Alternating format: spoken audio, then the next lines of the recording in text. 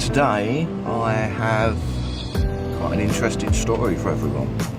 I met a guy who's online, he's got his own channel, that he's given me permission to share his videos, thoughts with the world. And it's a man who's been alienated from his son. In fact, he hasn't seen his son for over 2 years.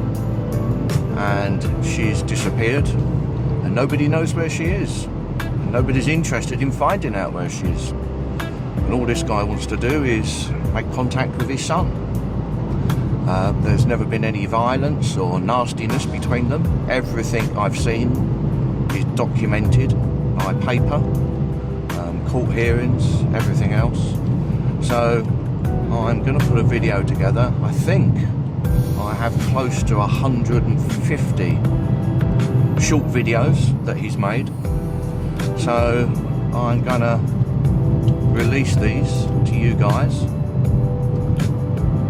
So I'm going to let you have a look, and you can give me your thoughts on the situation, how perhaps it could be best overcome.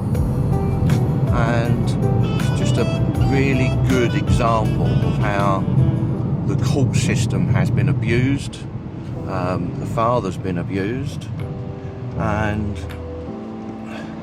the family court system has just been manipulated in such a way that this man has now totally lost contact with his son through no fault of his own. He followed the court orders to the letter. So how do you deal with the pain? It's actually a good question. And obviously any daddy that's gone through any form of pain, any parent that's gone through any form of pain of loss will understand that it's devastating to you. For 2 years, the way my son was taken, I feel like I've been grieving for 2 years, and the pain, as most daddies that have been through it, is ridiculous, but this is how I got through it. You've got to always remember in life, there are people worse off than you.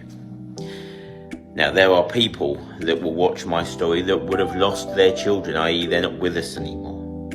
There are people watching this whose children are ill and may never get better. And so when you put yourself back into your perspective, you're thankful that that's your problem. Because it could be worse. Even though you would love to be where you were, loving life, everything amazing, this has happened. But remember, there are people going through so much worse. There's a very old saying that I've never forgot, and it says, if every man in the world stood in a circle and put their problems into the middle of that circle, most would be happy to go home with their own problems. And I think that's the mindset I get into. So when the pain comes, listen, it's almost like I'm alright.